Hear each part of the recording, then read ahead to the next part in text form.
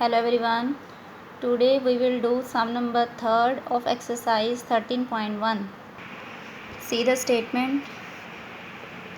A boy buys 9 apples for rupees 9.60 and sells them at 11 for rupees 12 and find his gain or loss %. एक boy ने 9 apples खरीदे कितने rupees में 9.60 में and sell them at 11 for rupees 12 और 11 जो apples हैं वो 12 रुपीज़ में बेचे एंड फाइंड हिज गेन और लॉस %. 9 एप्पल जो हैं बॉय ने ख़रीदे थे मींस उसकी 9 एप्पल्स की जो सीपी है वो हमारे पास है 9.60. ओके एंड 1 एप्पल की सीपी हमारे पास कितनी आ जाएगी 9.60 डिवाइडेड बाय 9. अगर मोर की वैल्यू गिवन हो 1 की फाइंड करनी हो तो जो गिवन वैल्यू है उसको हम नंबर ऑफ़ थिंग्स से डिवाइड कर देंगे. 9.60 को हमने 9 से डिवाइड कर दिया और यहाँ पे इसका डेसिमल है. डेसिमल के बाद 2 डिजिट हैं तो नीचे आ जाएगा 9 × 100. अब इसकी कटिंग की 0 0 कट कर दिया. ठीक है और फिर आगे 2 5 पहले मैंने ये 3 पे कट किया है. 3 3 9 3 3 9 3 2 6. फिर उसके बाद 2 16 एंड 2 5 और इनको मल्टीप्लाई करके आ गया 16/15. मीन्स जो 1 एप्पल है वो कितने रुपीज़ का ख़रीदा है बॉय ने 16/15. अब आगे क्या गिवन है SP ऑफ 11 एप्पल. अगर तो हमारे पास नंबर ऑफ़ थिंग जो हैं वो सेम होती कि इतनी ख़रीदी इतनी बेची है तो उसके अकॉर्डिंगली प्रॉफिट और लॉस फाइंड करो फिर तो डायरेक्ट ही सीधा निकल जाना है. लेकिन जब नंबर ऑफ़ थिंग्स डिफरेंट हो कि यहाँ पे 9 एप्पल के अकॉर्डिंगली उन्होंने कॉस्ट बताई है तो यहाँ पे उन्होंने 11 एप्पल्स के अकॉर्डिंगली कॉस्ट बताई है. ठीक है तो हमें एग्जैक्ट नहीं पता चलेगा कि कितने ख़रीदे कितने बेचे और प्रॉफिट लॉस. तो इसीलिए हमने पहले देखना है कि 1 एप्पल उसे कितने का पड़ा है. जो बॉय जिसने एप्पल ख़रीदे उसने 1 एप्पल उसने कितने का ख़रीदा और 1 एप्पल कितने का बेचा है. उसी के अकॉर्डिंगली हमें प्रॉफिट और लॉस पता चलेगा. और 11 एप्पल है यहाँ पे 11 एप्पल्स है 12 रुपीज़ में आ रहे हैं और 1 एप्पल कितने में आएगा 12/11. ठीक है फिर अगर मोर की वैल्यू गिवन हो 1 की फाइंड करनी हो तो जो गिवन वैल्यू उसको नंबर ऑफ़ थिंग्स से डिवाइड कर देंगे 11 से डिवाइड करेंगे. अब हमने इन दोनों को देखना है दोनों में बड़ा कौन है. ठीक है ग्रेटर कौन सा फ्रैक्शन है. तो आपने डायरेक्ट नहीं पता चलेगा आप इधर साइड पे दोनों फ्रैक्शन लिख लेना. उसके बाद क्रॉस मल्टीप्लाइंग करना. क्रॉस मल्टीप्लाइंग किया तो आ गया 176. इधर मल्टीप्लाई किया 180. अब दोनों में बड़ा है इस साइड वाला आया 180 मीन्स 12/11. 12/11 किसकी वैल्यू है हमारे पास है SP की. तो मीन्स SP अगर ग्रेटर है तो means there is a profit and profit is equal to SP minus CP. तो SP है 12/11 माइनस 16/15. अब इसमें माइनस है तो दो फ्रैक्शन को जब प्लस माइनस करना तो इसका एलसीएम लेते हैं. 15 और 11 दोनों का एलसीएम आ जाएगा 165. 165 को 11 से डिवाइड किया आ जाएगा 15. 15 को आगे आपने 12 से मल्टीप्लाई करना है. कितना मैंने यहाँ पे डायरेक्ट कर दिया है. यहाँ पे पहले क्या करते हैं जो भी एलसीएम आता है उसको पहले फर्स्ट के डिनोमिनेटर से डिवाइड करते हैं. डिवाइड करके जो भी आएगा उसको ऊपर वाले न्यूमिनेटर से मल्टीप्लाई करेंगे. तो यहाँ पे डिवाइड करके आया 15. 15 को 12 से मल्टीप्लाई किया 180 और यहाँ पे 165 को 15 से डिवाइड किया हमारे पास आ जाएगा 11. 11 × 16 176 और माइनस करके कितना आ गया 4/165. अब इसमें हमने फाइंड करना है कि अगर प्रॉफिट है तो प्रॉफिट % है लॉस है तो लॉस % है. तो अभी हमने प्रॉफिट फाइंड किया तो मीन्स हमने प्रॉफिट % फाइंड करना है और उसका फॉर्मूला होता है P/CP × 100. P हमारे पास ये आया ये वैल्यू रिप्लेस करेंगे और CP आपने कौन सी लेनी है ये वाली लेनी है ये नहीं लेनी जो 1 एप्पल्स के अकॉर्डिंगली फाइंड की है. ठीक है यहाँ पे प्रॉफिट की वैल्यू रिप्लेस कर दी 4/165 और नीचे CP है 16/15 मल्टीप्लाई बाय 100. तो यहाँ पे फ्रैक्शन अपॉन फ्रैक्शन बना है तो नीचे वाला फ्रैक्शन जब ऊपर लेके जाएंगे इसका रेसिप्रोकल हो जाएगा 15/16 बन जाएगा. फिर आपने कटिंग करनी है 15 1 15 11 4 1 4 4 16 इधर 4 1 4 25 100. तो ऊपर आ गया 25 मल्टीप्लाई करके नीचे बचा 11 25/11.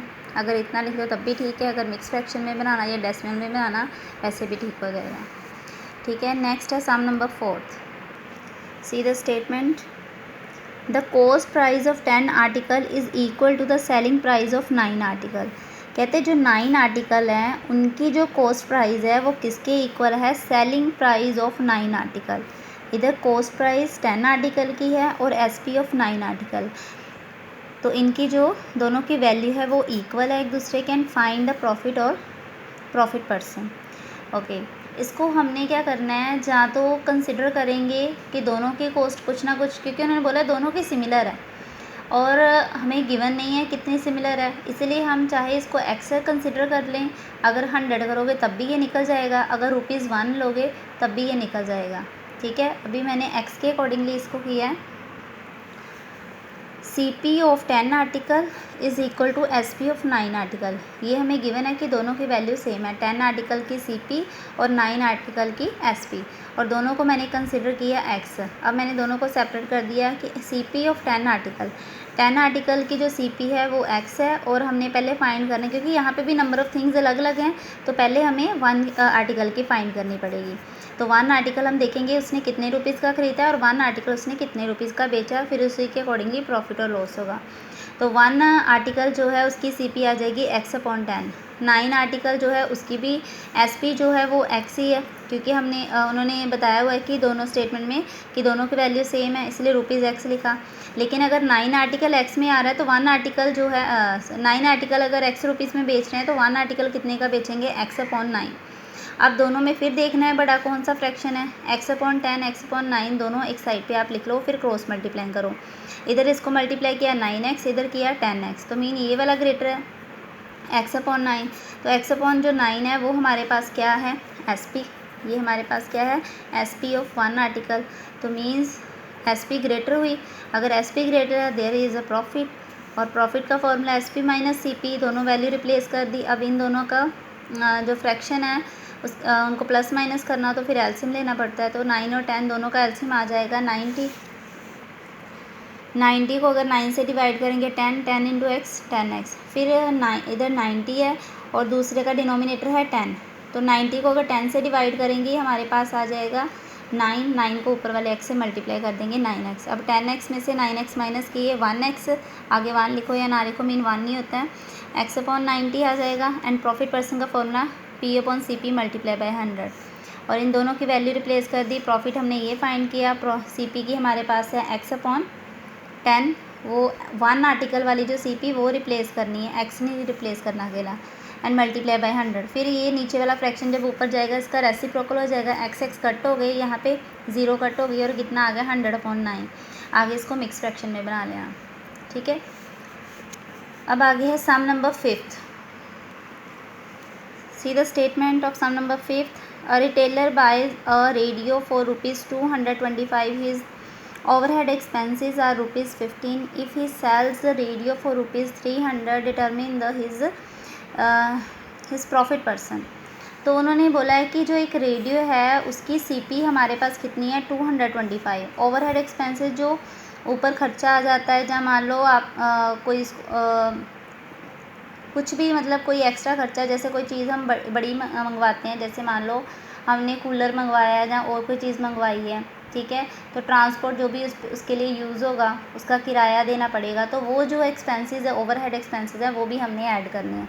इसी तरह रेडियो जो है 225 का आया है और उसमें जो ओवरहेड एक्सपेंसेस है वो है 15। इन दोनों को मिला के हमारे पास बनेगी total CP। If he sell the radio for ₹300, अगर वो 300 रुपीज़ में बेच रहा है तो उसका प्रॉफिट हमने फाइंड करना, प्रॉफिट परसेंट फाइंड करना है। लेट्स सी, CP हमारे पास है 225, ओवरहेड एक्सपेंसेस 15 है, दोनों को ऐड करेंगे तो हमें टोटल पता चलेगा CP कितनी है, कि रेडियो जो है हमें कितने रुपीज़ का पड़ा है, ठीक है, कितने रुपीज़ का हमने टोटल ख़रीदा है। 225 और 15 ऐड किया आ जाएगा 240 रुपीज़, एंड SP गिवन है 300। अब दोनों में SP जो है वो ग्रेटर है, मींस प्रॉफिट हो रहा है, तो प्रॉफिट का फॉर्मूला SP माइनस CP। 300 में से हमने 300 SP है तो SP में से हमने ये वाली CP माइनस करनी, ऊपर वाली नहीं करनी, 240 करनी है, और माइनस करके आ जाएगा 60। अब फॉर्मूला अप्लाई किया प्रॉफिट परसेंट का, profit percent is equal to P/CP multiply by 100, और P की वैल्यू 60/240। यहाँ पे भी CP जो है यही आपने रिप्लेस करनी है, जो न्यू CP बनी है total CP, and multiply by 100। फिर इसकी कटिंग की 60 1 64 240 एंड 4 1 425 125% हमारे पास आ गया आंसर, ठीक है। इसी तरह से आपने इसके थोड़े से पार्ट जो सिमिलर होंगे वो करने हैं। आज के लिए इतना ही है। Thank you.